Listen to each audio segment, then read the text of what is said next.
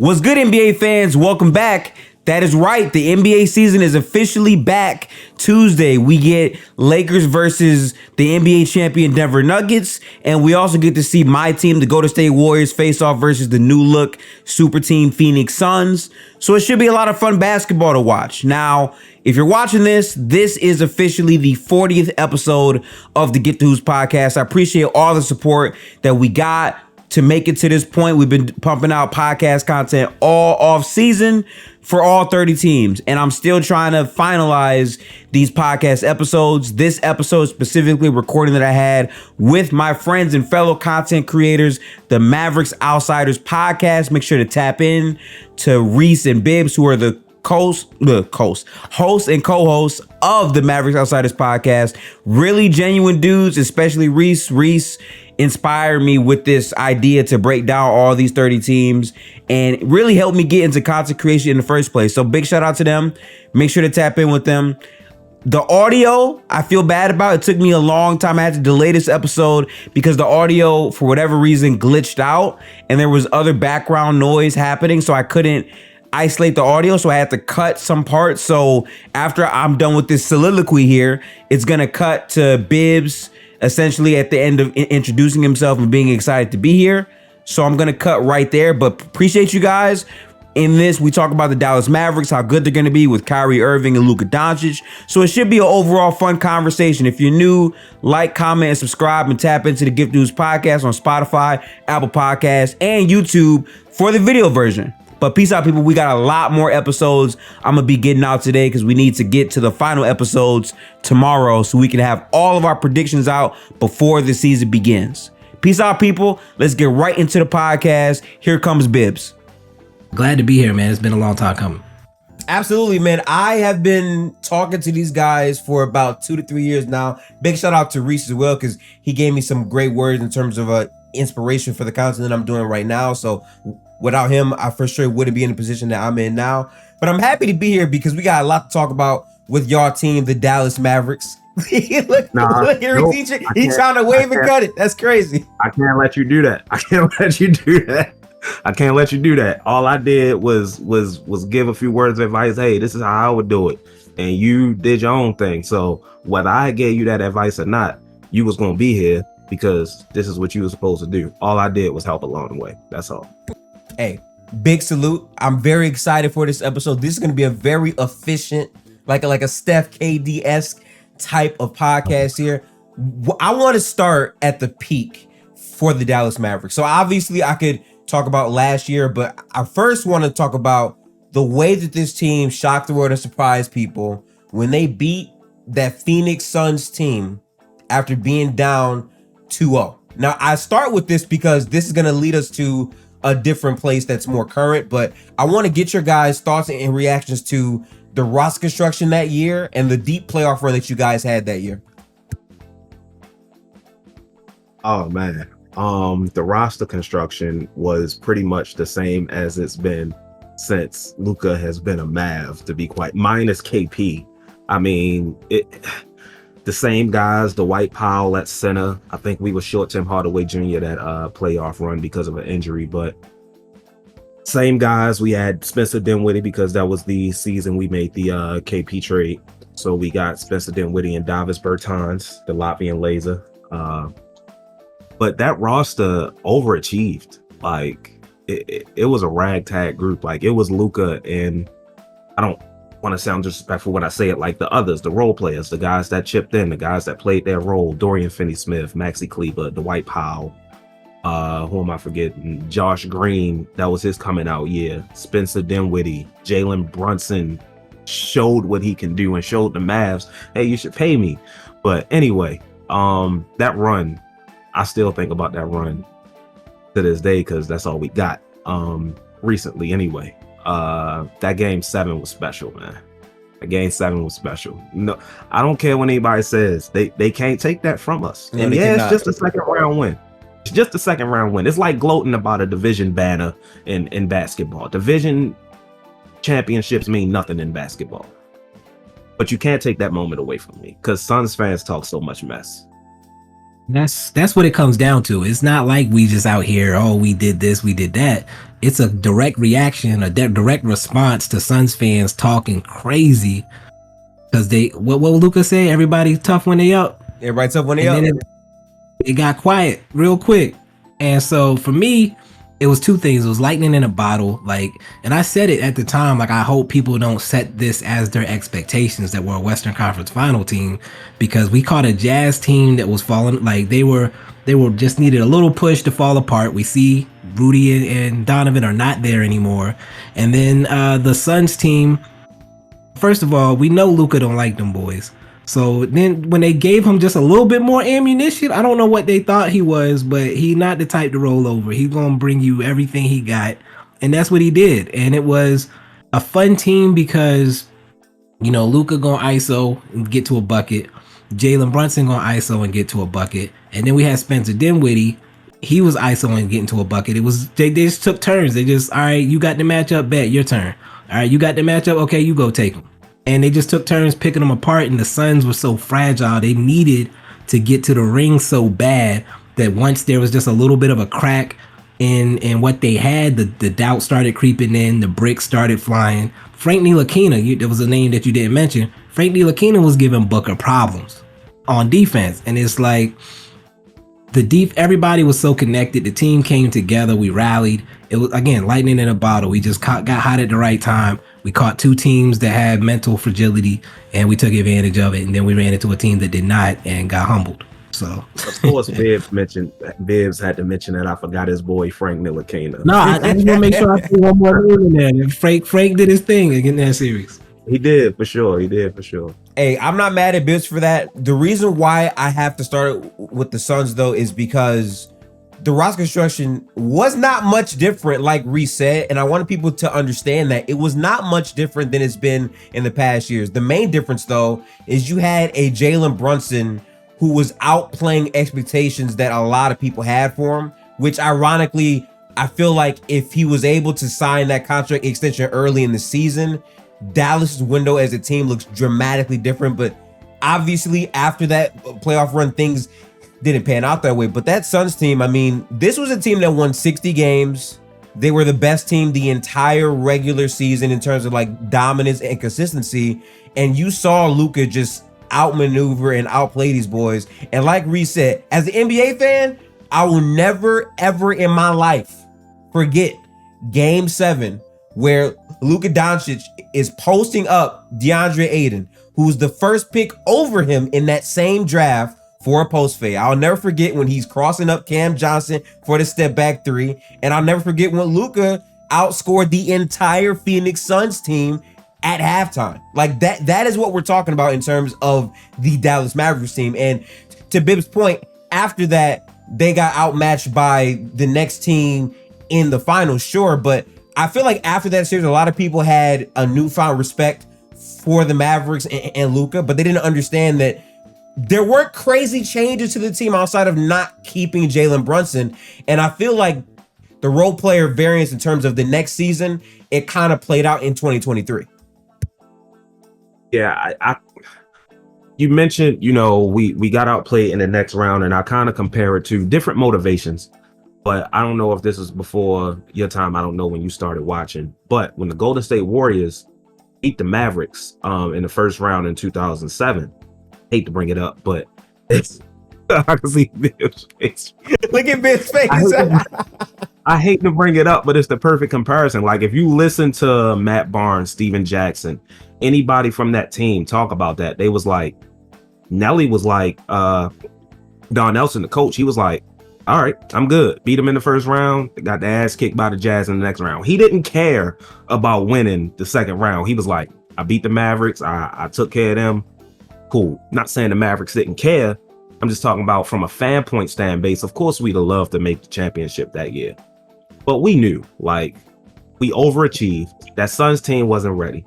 We looking at our roster, looking at Golden State, and we all right, this is the end of the run. We got to the Western Conference Finals. All the Trae Young fans was like, oh, Luka ain't never made the conference finals. Well, God. Check that off. What you got now? Check that off.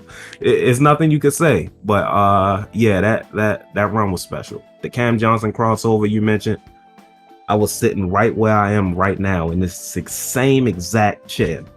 My TV is facing this way. I saw that cross. I got up. I pumped my fist and I said, "Whoop his." I don't know if I can curse on it. Yes, you can. Yes, you can. I said, "Whoop his ass." I yelled it. I said, "Boy, we up." I watched that whole game. I don't even watch blowouts. I might have been in here dancing. I don't even dance. Like I was in here acting a fool. Like That's the Bell Biv DeVoe side, you know. I set myself up for that. Yeah, you did. You did say something for that a little bit, Biv. I'm not gonna lie. Yeah, but I mean, like, I think starting there makes sense because obviously the biggest thing that happened in your offseason is you guys were not able to retain Brunson, who was a big part of that run. He played phenomenal in the Jazz series as well, and with Luka in the Sun series, he was also a big force for you guys as well. I want to get y'all perspective in terms of not being able to retain Brunson and what that meant for the 2023 season. So You can take it first. for a long time, I was on board with trading Jalen Brunson because I saw what he was. I saw I didn't think he was a perfect fit next to Luka, but I saw that he was a starter in the NBA. And when they played with him on his contract, I don't care. This ain't a Mavs platform, so I feel even less bad about saying this, but I wanted him to leave. Like I wanted him to say, "F you, Mark Cuban," like because they played him. He wanted an extension. He didn't even want the big money. He just wanted the security of knowing that his team wanted him. And I think that's what the Mavs have lacked. And they're doing the same thing right now with Josh Green, I think, where they misunderstand that by this being a players league, that means you have to show people that you care about them and not treat them like commodities. And they weren't willing to give that to Jalen Brunson. So yeah, I do think that after the trade deadline passed and they didn't give him that security of that extension, he said, "All right, I'm gonna go ball out and I'm gonna leave. And y'all gonna be looking real stupid." And I think that extra motivation allowed him to tap into a level that he had not previously achieved. I don't know if he gets there if he gets the extension. He maybe relaxes a little bit. But he had that extra motivation. He balled out. He saw what he was capable of, and he took it to New York the next year. And I honestly was happy for him. Like, it sucks as a Mavs fan to see your team do this type of thing, but I've seen it before. I saw it with Steve Nash. Like, this is what Mark Cuban's MO is. He thinks he's smarter than everybody, and he ends up looking stupid most of the time. Yeah, that was tough. And I always hang my hat on this. Like, before that season, everybody was like, "Oh man, who's the second ball handler?" I'm not saying no one else was saying it. I'm the only person I heard saying it.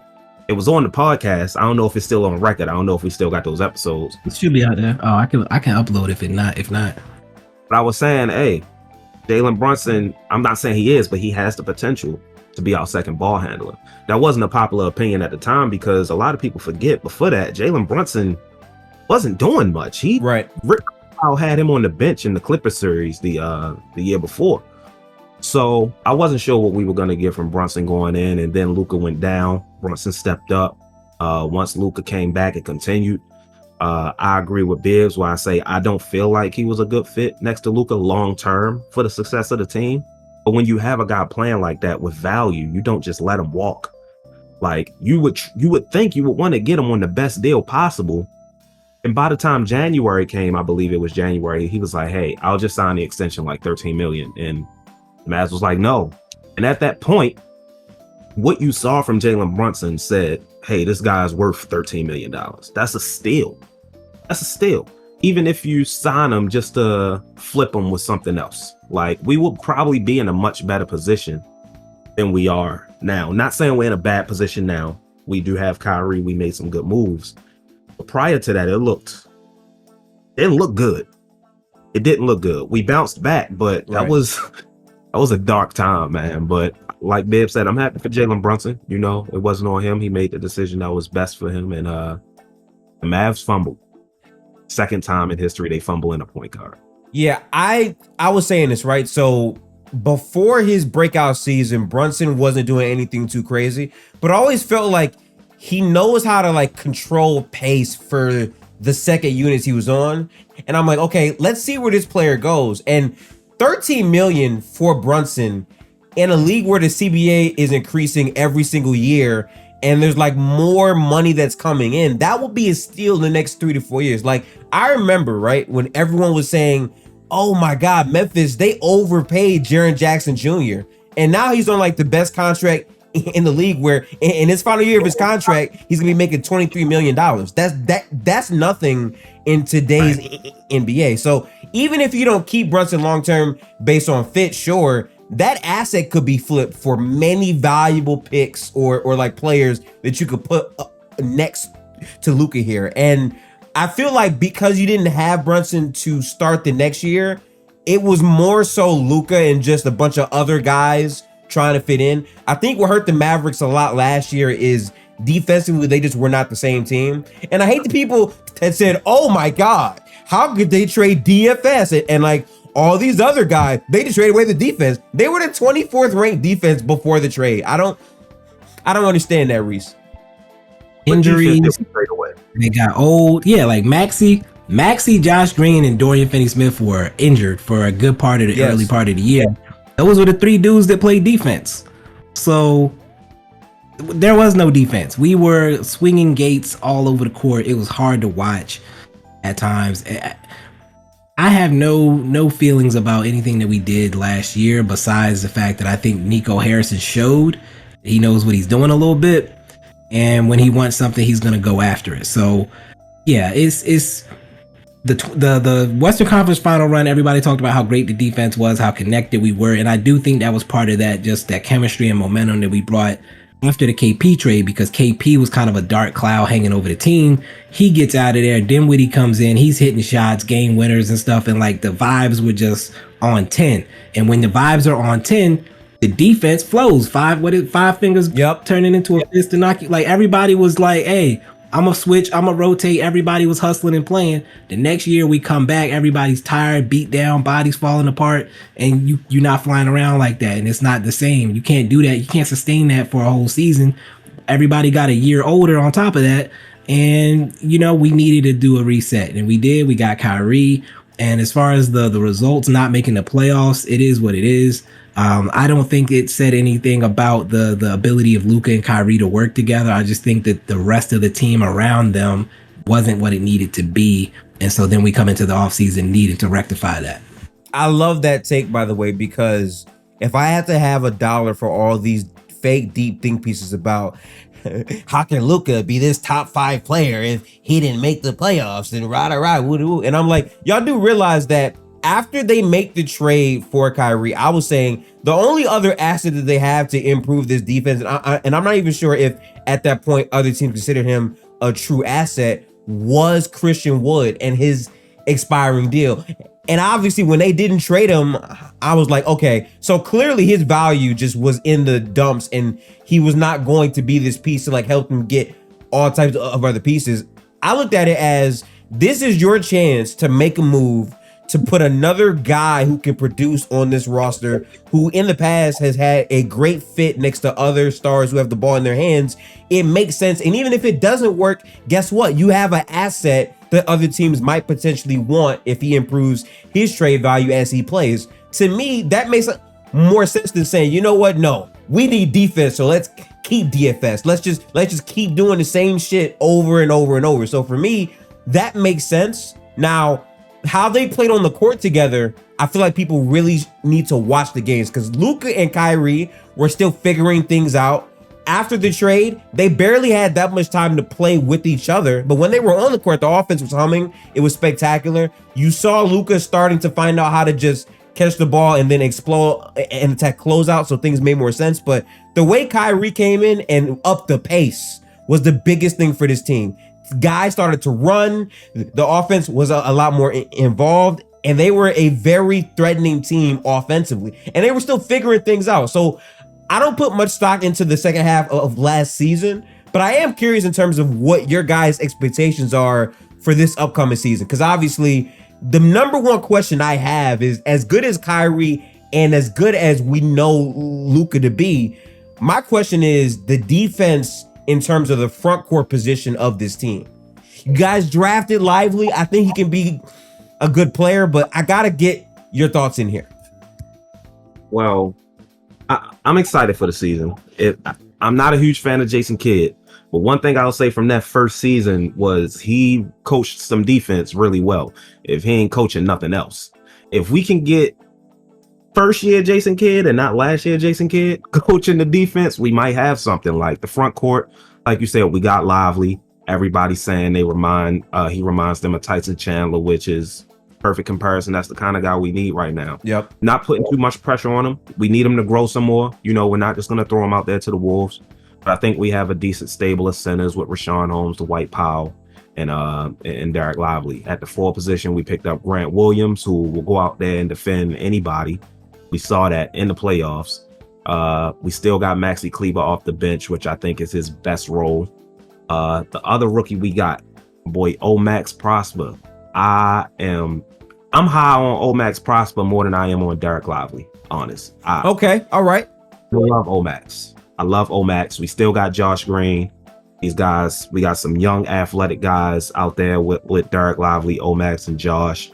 Rashawn Holmes still got some hops, the athleticism mixed with the ability on defense is what matters the most. And I think that lacked with guys like Reggie and Dorian Finney-Smith. They had the, what's the word I'm looking for? Well, hustle on defense, but lacked athleticism. Yeah, they lacked athleticism on defense to stay in front of a lot of guys. So yeah, like you said, this team is running. Even on offense, I'm expecting them to go more in on offense than anything. But as long as the defense can keep up, Derek Lively can become somewhat of a rim protector, even if it's off the bench. Be cooking with hot grease. Yeah. So for me, I think that what we learned last year is that Jason Kidd is not a teacher, and he only has one way of playing. So you can't give him pieces and have him coach these players into his defense. You need to bring in players that are active and aggressive defensively so that he can let them loose on defense and trust them to run the system. So that we did that. We went and got more defenders. Like you said, Omax and D Lively. I think that for me to feel really good about this season, I would like to see us get a veteran big to put in front of Derek Lively. The idea of him starting is fine, but if we want to get real serious, we need to go get a veteran rim protector. I don't care if he's 31, 32, 33, that's going to age out in a year or two so Lively can inherit that role. I don't want us to go get a prime center to bury Lively, but if we can go get Clint Capella, for example, to put in front of Lively, then I'm going to feel a lot better about this season. I think that today, and I don't want to be reactionary about the preseason, but today we saw Josh Green come out aggressive off the bench. Because I feel like Jason Kidd, I don't want to give Jason Kidd too much credit because I be hating on Jason Kidd on the low, but I feel like what he did by putting Omax in the starting lineup for this preseason game and publicly saying he wants to see him start, I think he might have lit some fire under Josh Green's ass to come out and say, oh, you gonna put this rookie in front of me? Nah, I'm about to show you that I need to be starting in the starting lineup. And so I expect that to end up being the result when the season starts.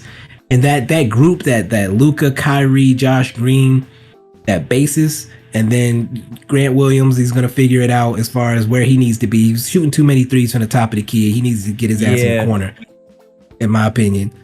And then Lively doing what he's supposed to do, running the pick and roll, handling the ball at the top of the key as well. And eventually, hopefully, moving to the bench behind a veteran big. I'm going to feel a lot better about this team this year. And you mentioned Kyrie running, like Josh Green with Kyrie in the open court is going to make me very excited. Very excited. It's the athleticism. And I'll say the last thing I say here before I officially get your guys' preseason predictions in terms of the goals and what this team can accomplish is that when you have Kyrie there and the athletes that he has on this roster more than it was in the past, that to me is the X factor. I get that the defensive front court stability is a question, but I do think this is going to be one of the best offensive teams in the league. It's just a matter of the execution down the stretch and the duality between both offense and defense. That's what makes it so hard because I honestly view the Mavericks as this huge swing. Okay, they're either going to be a top 5 team or in the play-in conversation, and I'm not quite sure where to put them yet. think that's fair. I think a play-in is fair. If you look at the competition in the West, it's tough.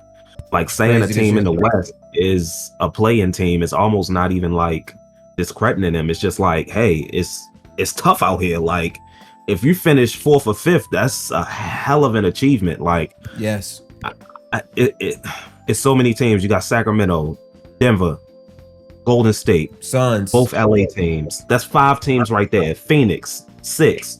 Who knows what the Pelicans are going to be? 7. Wolves. The Grizzlies. It's like Wolves, 9. Like that's 9 teams right there.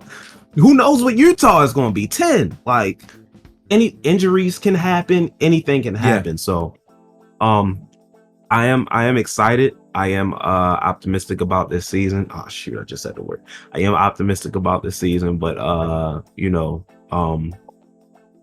don't know if I want to give a prediction yet. I'll wait for you to ask for the predictions, but I'm optimistic about this season. Okay, I'm gonna ask for the predictions. Listen, I'll go first, right? So for me, I am not sure of where Dallas finishes in terms of if they finish in the top 6. I think I trust other teams' continuity defensively a bit more in the front court, but I think that Dallas, if you put them in a single game elimination, they can beat pretty much any team in that playing conversation.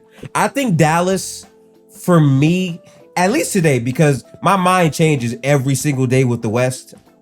My team is either some shit or they're good someday. I don't know. But I think for Dallas, I'm leaning more towards the 6 to 7 range for Dallas, just because of how explosive they can be offensively. I do think if this team can stay away from injuries in their front court and just play basketball through and through, this team could be like a top 5 talented team. I think Dallas is a lock for a top 5 offense. So that's my take on it. No, you want to go, Reese, or you need a second? No. You can go ahead. All right, so yeah, you took it out of the words out of my mouth. I was gonna say 6-7 is where I would expect to finish. If we keep the roster as is, if we do make a move to get that veteran big into the starting lineup, then I'm talking 4-5, which is crazy because I feel like it's a big difference between 4-5 and 6-7 in the West. Like that top 5 is like those are the teams that everybody's gonna say are contenders.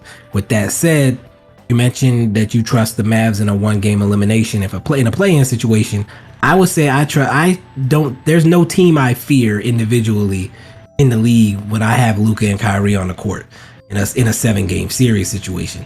Like each of them is capable of completely taking over a game, and I think that's where you get into scheming and things of that nature in a playoff series and figuring out how to scrape 5 points off the other team or create another 5 for yours in a game-to-game basis. And as long as we make the playoffs, I'm not scared of nobody. I think that we can beat anybody you put in front of us. I'm in the 6 to 7 range as well. I'll even put out a number. I'll say 44, 45 wins. Okay. When I think about, I mentioned a lot of teams, and when I think about teams like the Lakers, the Clippers, boom, those 2 teams right there, injury problems. That's going to knock off a few wins. You think about the New Orleans Pelicans. Zion is either injured or getting freaky. That's knocking off a few wins. True. The Grizzlies. If Dallas is his favorite city, they not winning no games when he come to Dallas. Sadly. Very sadly. Ja is out for 25 games. Everybody's like, oh, the Grizzlies usually play well when Ja is out. The reason for that, or part of the reason for that, is in Washington now. Yeah. Because you had a real point guard off the bench who can come in and lead the team for the most part and make things run smooth. Derrick Rosenmark is smarter there now. I don't know how that's going to go, but missing Ja for 25 games is a big deal. So I think the Mavericks can fall or rise, however you want to look at it, in the 6 to 7 range. If it's the 7 range, I believe 7 is the play-in, right? 7, 8. No. Yeah, 7 through 10 is 7, the 8, 9, 10. Yeah. So 7. If we land at 7 and we have to play a team at 9 in a one game elimination, like if we lose, obviously we play another game. If we win, we're in. Right. I'm taking the Mavs over anybody, especially if it's at the bottom of the West and not the top. And that's what, like, I have come to, because even if I think Dallas might be like a lower seeded team during the regular season, at the end of the day, if you make the play-in tournament and you're playing against other teams, it comes down to who can out execute who in a single game. And I think Dallas just has the offensive firepower, and they have that overall like thing to where it's going to be hard to adjust to them in the middle of one game. So I think I will trust Dallas in those types of situations. But I want to say I appreciate having you guys on here. I hate that our time is so short for this episode, but I promise you during the season, we're going to tap in because there's a lot to talk about. Obviously, the Western Conference is super duper strong. And I'm telling you right now, for me at least, day by day, my opinions on what's going to happen changes, because I've never seen this much talent in the Western Conference. And we thought last year was loaded. This year is loaded significantly. And we got to be honest, there's going to be at least 2 teams that are playoff caliber teams that are not going to make the playoffs in the West. That's just what it is. So someone good is going to have to drop out. And it's not the Jazz. It's not the Rockets. It's not the Spurs. One of them other 2 teams in this conference is not going to make the playoffs. And it is what it is. But I'm excited to watch Dallas this year. I can't wait to see what Luka and Kyrie do. But I want to say I appreciate you guys being on this podcast. Go check out the Mavericks Outsiders podcast. All their links and all that will be in the description and the comments below. I love seeing my brothers create and continue to create consistently with that. I was hearing their podcast a lot of the time. Great banner. And also, I hope we get a return from Optimus Bibbs this season as well. No. Let's see that. No. See that Optimus Bibbs, baby. Yeah. But I'll hit his line. Yes. But I will catch you guys in the next video of the Get Throughs podcast. We got a couple teams left until we've covered all 30 teams. Also tap in with Reese. I got the idea for covering all 30 teams from him on his channel when he was covering all 30 teams before the NBA season started as well. So lock in there. But I'll catch you guys in the next one. Peace out, people. Peace.